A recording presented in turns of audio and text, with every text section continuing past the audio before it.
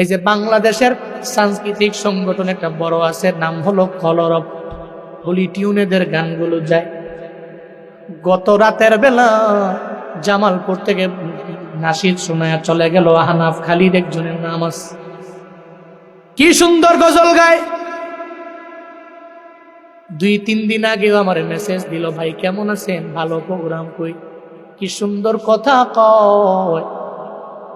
গত রাতের বেলা যখন বাসায় যাওয়ার জন্য একটা বাইক নিল, গুলিস্তান থেকে বাসায় যাবে, প্রতিমধ্যে যাওয়ার পথে এমন গুরুতর একটা অ্যাক্সিডেন্ট হয়ে গেল।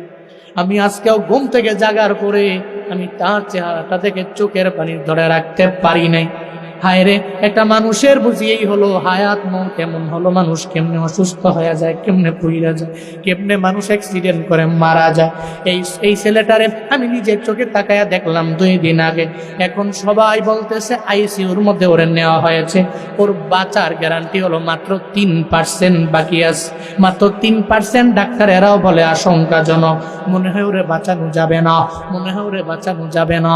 বাবারে তুমি কেন এত চিল্লাও, কেন এত দৌড়াও, কেন এত ভাবসাব নিয়ে দৌড়াও? তোমার তো মরণের বিন্দু মাত্র পরিমাণ গ্যারান্টি নেই। তোমার বাবায় দিতে পারবে না, তোমার মায়ে দিতে পারবে না, বিন্দু মাত্র গ্যারান্টি তোমার নাই। ও বাবারা, যে কোনো জায়গায় গেলে মরণ হয়ে যেতে পারে, যে কোনো টাইমে আমার তোমার মরণ হয়ে যেতে পারে। যেতে পারে কি পারে না? ওই পারে কি পারে না?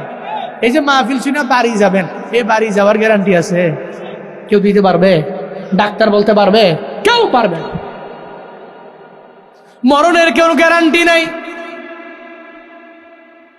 দুনিয়ার কোন ব্যক্তি মরণের গ্যারান্টি দিতে পারবে না, কেউ পারবে না, কেউ পারবে না। মরণের গ্যারান্টি কেউ দিতে পারবে না।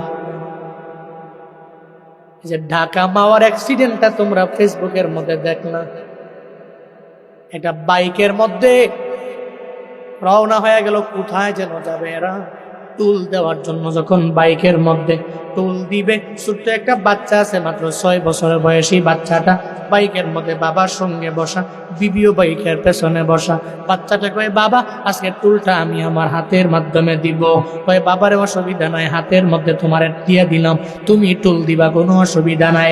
যখন বাচ্চাটার হাতের মধ্যে টুলের টাকাটা দেওয়া হলো, বাচ্চাটা টুলের টাকাটা দিতেও পর্যন্ত পারল না।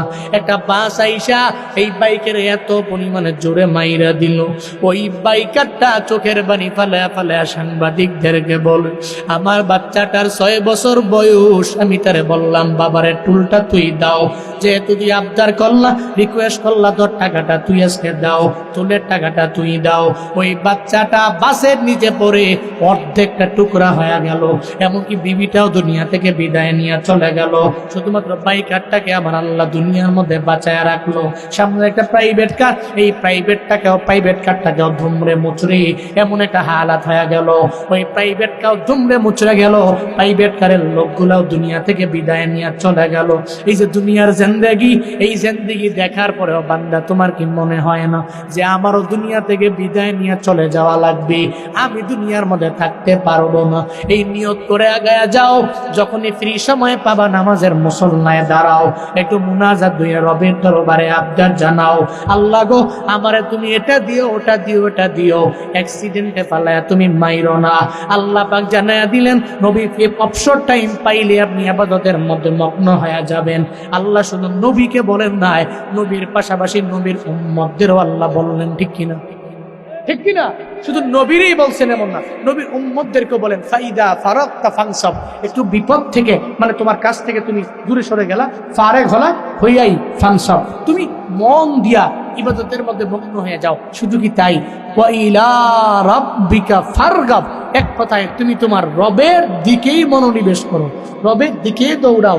মানে রব তোমার কি আমল করলে জান্নাত দিবে, তুমি এভাবেই রবের দিকে দৌড়ে যাও। আল্লাহ যে নবীরে বলছেন, নবীর মাধ্যমে আল্লাহ উম্মতকে জানিয়ে দিয়েছেন। আসুন না সূরা আল ইনশিরাহ থেকে এই শিক্ষাগুলো নিয়ে বাড়িতে যায়। আল্লাহ নবীকে দাম বাড়াইছেন, সম্মান বাড়াইছেন, নবীর ইজ্জত বাড়াইছেন, নবীর শরফ করম আল্লাহ পাক বাড়াইছেন। আল্লাহ নবীর সরহে সদর করেছেন, সুখকে সদর করেছেন। আল্লাহ পাক নবীর ভিতর থেকে রক্তপিণ্ডগুলোকে বের করে দিয়েছেন, যেগুলো ময়লা, আমাদের ভিতর থেকে দেয় নাই।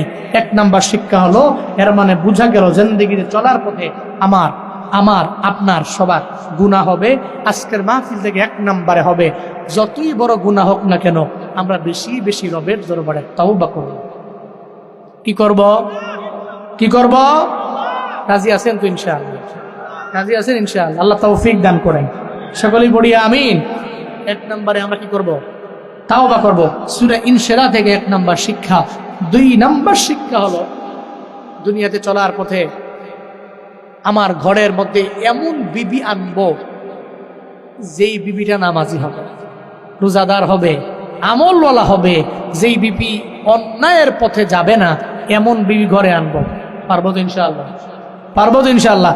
যারা আনছেন অলরেডি আইনা ফেলছেন, আর তো আনা যাবে না, ঘরে যেহেতু আছে গিয়া হোম মিনিস্টারকে বুঝাবেন, হুজুর বলছে হযরতে জাবের রাদিয়াল্লাহু আনহুর বউয়ের মতো হইও, একটু আমল কইরো, একটু 5 ওয়াক্ত নামাজ পড়ো।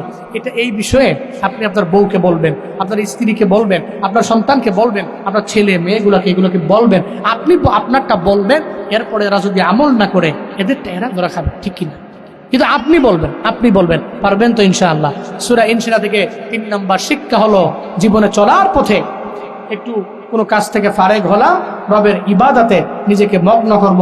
এক কথায় রবের দিকেই মনোনিবেশ করব, রবের দিকেই ছুটব। আল্লাহ আমাদের সবাইকে সূরা ইনশিরাহ থেকে এই শিক্ষাগুলো নিয়ে বাড়িতে যেয়ে বাস্তব জীবনে আমল করা তৌফিক দান করেন। সকলেই মন থেকে পড়েন আমিন।